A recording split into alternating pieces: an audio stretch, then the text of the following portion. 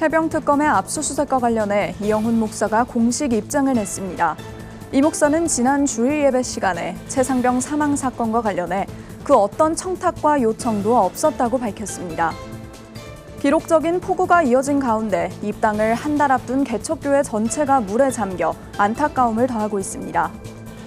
폭우가 남부지방을 휩쓴 가운데 경남 산청 지역의 교회들도 큰 피해를 입었습니다. 극한호우로 상처 입은 주민들에게 한국기독교교회협의회가 위로의 서신을 보냈습니다. 한평생 사역에 헌신한 은퇴 목회자들의 인생 2막을 뒷받침하기 위해 목회 은퇴 준비연구소가 출범했습니다.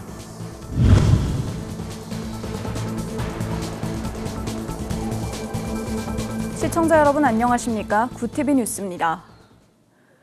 해병특검의 압수수색과 관련해 이영훈 목사가 공식 입장을 냈습니다. 이 목사는 지난 주일 예배 시간에 최상병 사망 사건과 관련해 그 어떤 청탁과 요청도 없었다며 앞으로도 국가 안정을 위해 기도할 것이라고 밝혔습니다. 김태용 기자입니다. 최상병 사건 특검팀이 18일 이영훈 목사와 여의도 순복음교회를 대상으로 압수수색을 벌인 가운데 이 목사가 20일 주일 예배 시간에 청탁이 없었다는 입장을 표명했습니다. 제가 성도 여러분에게 드리는 말씀이 있습니다. 이 목사는 입장문에서 전임 대통령 시절 빚어진 각종 비위 사건과 비상계엄에 대해 관련 의혹을 명명백백하게 밝히는 것은 당연하다고 강조했습니다. 하지만 특별검사의 수사 과정에서 사실과 관련 없는 개인이나 기관이 명예를 훼손당하거나 억울한 피해를 보는 일은 없어야 합니다. 특검 수사팀이 조심하고 경계해야 할 부분입니다. 이어서 사실관계를 밝히는 입장을 표명했습니다. 저는 최상병 사망 사건과 관련하여 관계기관이나 공직자에게 청탁 등 어떠한 언급도 한 일이 없습니다. 저는 이 사건과 관련하여 목회자나 기타 어떤 분에게도 사건에 대해 언급하거나 부탁한 일조차도 없습니다. 저는 이 사건과 관련하여 관련자나 교회 누구로부터 기도 부탁받은 일조차도 없습니다. 물론 목회자이기 때문에 저에게 기도받으러 요청이 오면 기도를 해드리지만은 이 사건과는 아무런 관계가 없는데 이런 일이 진행됐습니다. 이 밖에 이영훈 목사는 수사 과정에서 인권이 지켜지고 신성한 교회가 훼손돼서는 안 된다고 강조했습니다. 또 이 목사와 성도들은 좌나 우로 치우치지 말고 하나님의 사랑으로 평화를 이루도록 기도할 것을 다짐했습니다. 오해를 풀어드려달라는 부탁이 전국에서 저에게 연락이 와 있어서 오늘 예배 시간에 정확한 내용을 보고드렸습니다. 아무런 문제가 없습니다. 한편 이영훈 목사에 대한 압수수색을 두고 여야는 일제히 비판 성명을 냈습니다. 더불어민주당은 종교인과 종교시설에 대한 수사는 절제된 모습이어야 하고 자칫 종교의 자유에 대한 우려도 따를 수 있다고 지적했습니다. 국민의힘은 단순 의혹 정황을 근거로 한 망신주기식 압수수색이었다며 종교 탄압까지 이어가겠다는 특검의 수사권 남용이라고 비판했습니다. 구TV 뉴스 김태용입니다. 16일부터 시작된 기록적인 폭우가 충청과 남부지방을 강타하면서 곳곳에서 인명피해와 산사태 등 피해가 속출했습니다.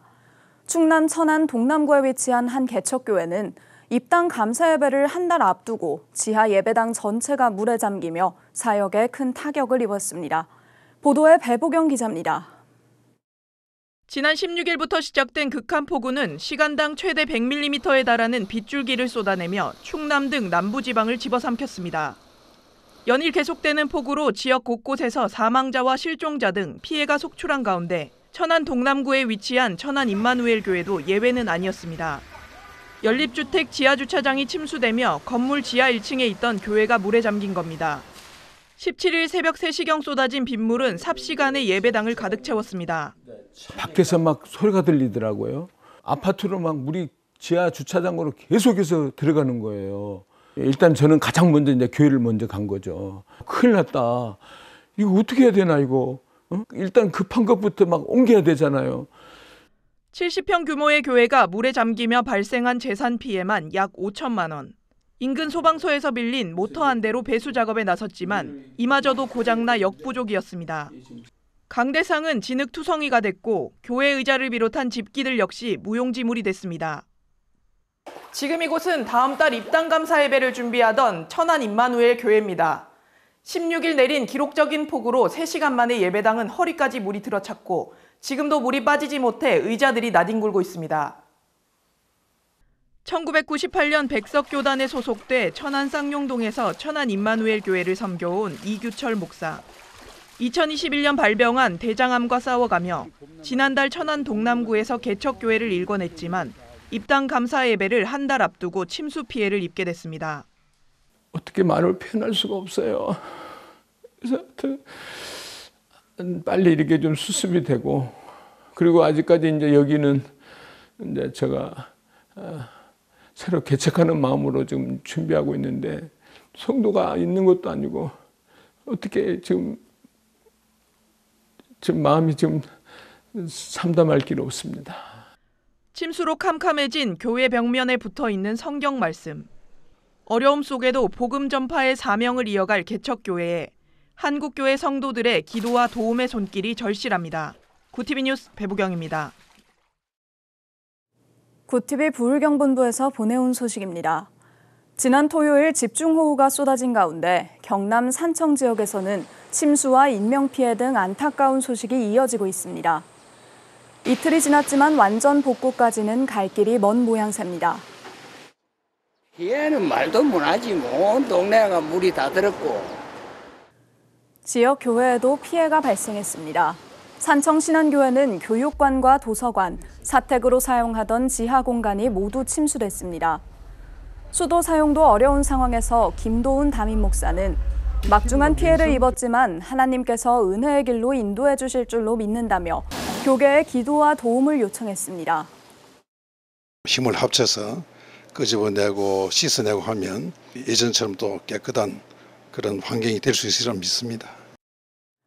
한편 한국교회 봉사단은 산청 지역에 임시대책본부를 세우고 대민 지원과 피해 복구 활동에 나서고 있으며 각 교단들도 긴급 대책 마련에 나섰습니다. 16일부터 이어진 전례 없는 극한호우로 상처 입은 주민들에게 한국기독교교회협의회가 위로의 서신을 보냈습니다. NCCK 김종생 총무는 21일 극심한 재난 앞에서 삶의 기반을 잃고 비탄과 불안 속에 하루하루를 견디고 계신 모든 수몰민과 피해 주민 여러분들에게 연대의 마음을 전한다며 회원교단과 지역교회, 에큐메니컬 공동체와 연대하며 정부, 지자체, 시민사회와도 협력해 피해 지역의 회복과 재건을 위해 온 힘을 다하겠다고 밝혔습니다. 평생을 교회와 성도를 위해 헌신해온 목회자들. 하지만 은퇴 후의 삶은 누구보다 불안하고 막막한 경우가 많습니다. 은퇴 목회자들의 고민을 덜어주기 위해 목회자 은퇴준비연구소가 출범했습니다. 보도에 김혜인 기자입니다. 현직 목회자 3명 중 2명이 은퇴 후 노후를 위한 경제적 준비를 하지 못한 상태. 이는 일반 국민 평균보다 30%나 낮은 수치입니다. 현재 우리나라에서 사택이나 퇴직금, 생활비를 지원받는 원로 목사의 비율은 2% 수준에 불과한 실정입니다. 대다수 목회자들은 사역에 집중하다 보니 노후를 준비할 여유가 없었다고 말합니다. 하지만 평생을 헌신한 선배 목회자들은 은퇴 준비가 선택이 아니라 필수라 말합니다. 케냐 빈민촌에서 25년 넘게 사역하며 제5회 언더우드 선교상을 받은 임종표 선교사는 매달 200만 원이 넘는 연금이 큰 힘이 되고 있습니다. 하나님을 섬기고 따라가는 데 있어서 은혜 중심의 삶이 얼마나 편하고 좋은지는 모르지만 그러나 현실 앞에 부딪혔을 때 갈등하고 고민하고 염려하고 참 고통스러워하는 그런 경우를 당하는 동료 선교사들을 보면서 참 참담하고 41년의 담임 목사 사역을 마친 목사와 은퇴를 앞둔 목사도 교단만에 의지하는 것이 아닌 일찍부터 은퇴 준비를 해야 한다고 강조합니다. 목사만 은퇴하고 나면은 완전히 거지 신세가 돼서 힘들어하는 모습이 제가 볼 때 너무 미안하고 32년 7개월 담임 목회를 하고 1년 만에 은퇴했는데 2년 뒤에는 연금을 탈 수 있는 축복을 함께 지혜를 나누게 됐고요. 앞으로 볼 때는 이제 원로 목사 제도가 없어지지 않겠나 그렇게 보게 됩니다. 이처럼 목회자들의 영원한 숙제인 은퇴 이후의 삶을 체계적으로 준비할 수 있도록 목회자 은퇴준비연구소가 출범했습니다. 저는 이미 10년 전부터 목사님과 선교사님들의 은퇴 준비를 개인적으로 세미나와 상담을 통해서 섬겨왔습니다. 이제는 한국 교회가 또 한국의 성도님들이 더 나아가서는 교단이 이 문제를 관심을 갖고 보다 집중적으로 연구하고 또 제도화시킬 것, 이런 것들이 정말 필요하다고 생각해서 목회자 은퇴준비연구소는 앞으로 목회자 선교사의 은퇴준비 실태조사, 개인 맞춤형 은퇴 컨설팅, 은퇴준비 세미나, 총회 연금재단이 없는 교단의 대책 마련, 교단 및 교회와의 협력 모델 구축 등을 통해 사역할 계획입니다. 구티비 뉴스 김혜인입니다. 초복을 맞아 인천 부평역 광장에서 특별한 삼계탕 나눔 현장이 마련됐습니다. 거리 노숙인들을 초대한 건 같은 삶의 굴곡을 지나 쉼터에서 지내는 생활 노숙인이었는데요. 한 끼 식사에 복음의 따뜻함을 담은 현장, 전도헌 기자가 취재했습니다. 비가 내리는 부평역 광장. 봉사자들이 테이블에 조심스럽게 삼계탕을 나릅니다. 초복을 맞아 사단법인 내일을 여는 집이 노숙인을 위한 삼계탕 나눔 행사를 마련했습니다. 이날 현장에서는 노숙 생활에서 벗어나 쉼터에서 지내는 생활 노숙인들이 거리의 이웃 400여 명을 손님으로 초대하며 특별함을 더했습니다. 단순한 무료급식의 자리가 아닌 예수님을 본받아 나눔을 실천한 자리였습니다. 성경 말씀에 너희는 와서 거저 먹고 거저 마셔라, 이렇게 말씀해 주셨는데 오늘 하루 예수님을 섬기듯이 잘 섬기도록 하겠습니다. 나눔 활동에는 유한대학교 사회복지전공 학생들도 힘을 보탰습니다. 예비 사회복지사들은 두 팔을 걷어붙이고 식사 준비와 배식에 나서며 상생의 의미를 되새겼습니다. 이 경험을 통해서 이 분야에 대한 탐색도 하고 또 이 기관에 대해서 또 공부도 하고 본인에게 있어서의 인생을 배우는 아주 좋은 계기가 될 것 같은 거예요. 이렇게까지 많을까라고 생각을 했는데 제 생각 외로 되게 노숙인 분들이 많구나라는 생각의 차이가 좀 많이 생겼습니다. 마음 한구석이 조금 허전하실 것 같은데 이제 다 같이 이게 함께 하는 거 보고 좀 기쁘다고 해야 하나? 이날 참석자들에겐 여름 의류와 간편식 등 각종 생활용품도 함께 전달됐습니다. 한편 삼계탕 나눔은 초복을 시작으로 중복과 말복까지 이어질 예정입니다. 우리를 향한 예수님의 사랑이 따뜻한 식사로 거리의 이웃들에게 전해지고 있습니다. 구티비 뉴스 전두원입니다. 글로벌 선교방송단 전철수 선교기자의 보도입니다. 한국기독교장로회 남신도회 전국연합회가 주관한 제49회 남신도회 전국대회가 2박 3일간의 일정으로 강원도 델피노 리조트에서 열렸습니다. 전국 28개 연합회에서 1000여 명의 회원과 가족들이 참석한 가운데 회개하고 용서하여 화해와 평화를 이루자는 주제로 진행됐습니다. 참석자들은 말씀과 찬양, 특강과 간증, 현장 기도회 등을 통해 믿음의 공동체로서의 연대를 다졌습니다. 개회예배에서 박상규 총회장은 다 주의 말씀을 듣더라란 제목으로 말씀을 전하며 하나님의 뜻에 귀 기울이는 신앙의 태도를 강조했습니다. 이어 격변하는 국제정세와 정치 상황, 기후위기 시대의 신앙과 신학에 대해 성서적 관점으로 바라본 특강과 광복 80주년을 기념하는 평화통일 기도회가 고성 DMZ 박물관 야외 광장에서 열리며 회개와 평화를 위한 마음을 모았습니다.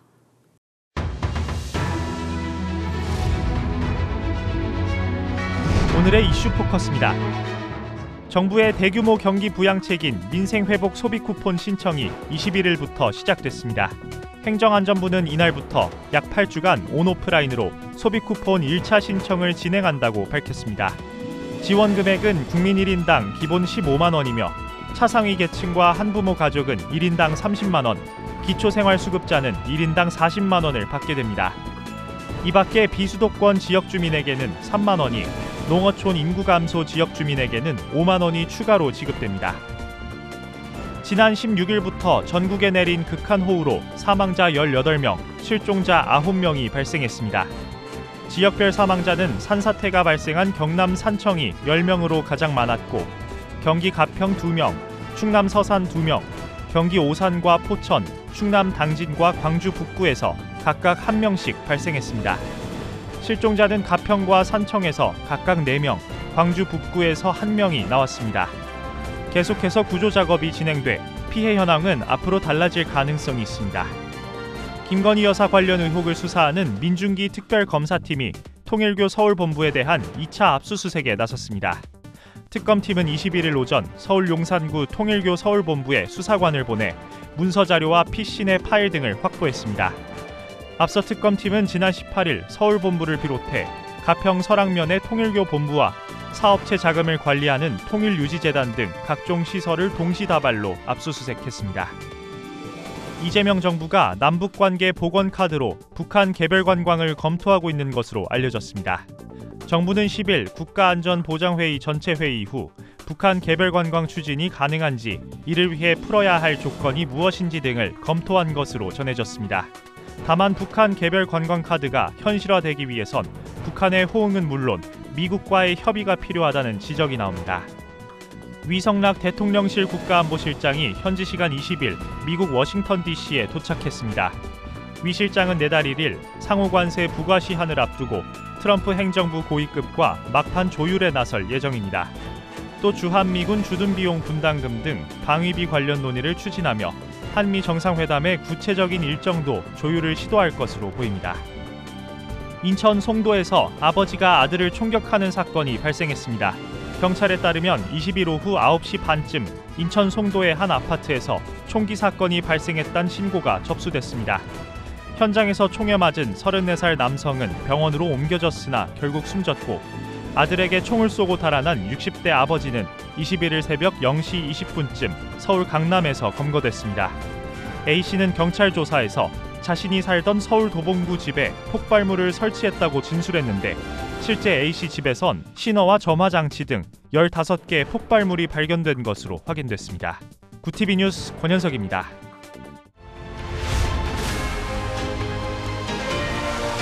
구TV 월드와이드입니다.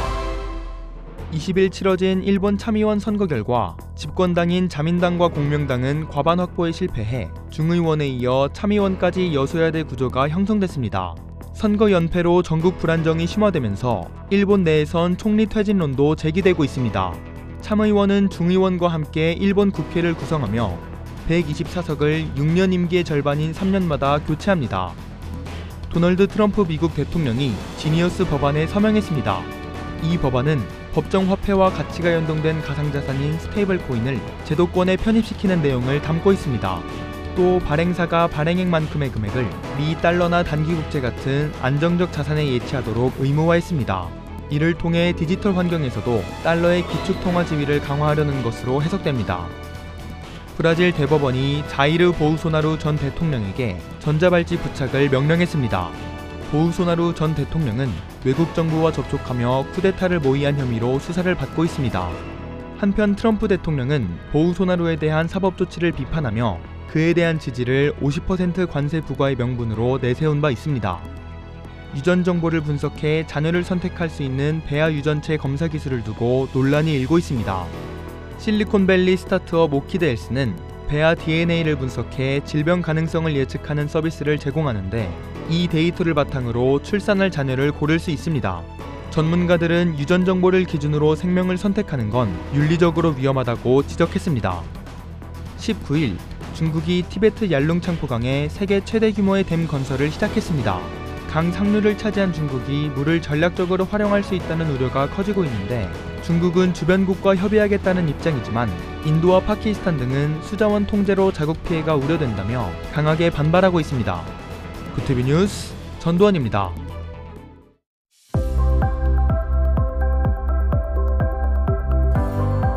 다시 폭염이 시작됐습니다. 내일 서울의 아침 기온 26도에서 출발해 한낮 기온은 31도까지 오르겠는데요.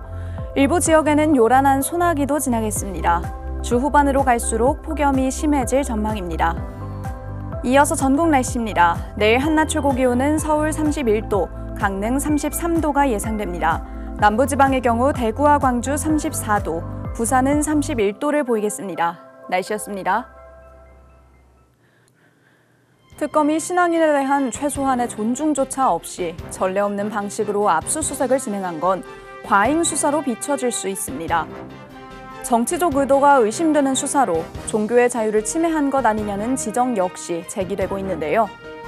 공정하고 정의로운 수사로 전 정권 비위 행위에 대한 의혹이 해소되길 바랍니다. 이상으로 뉴스를 마칩니다.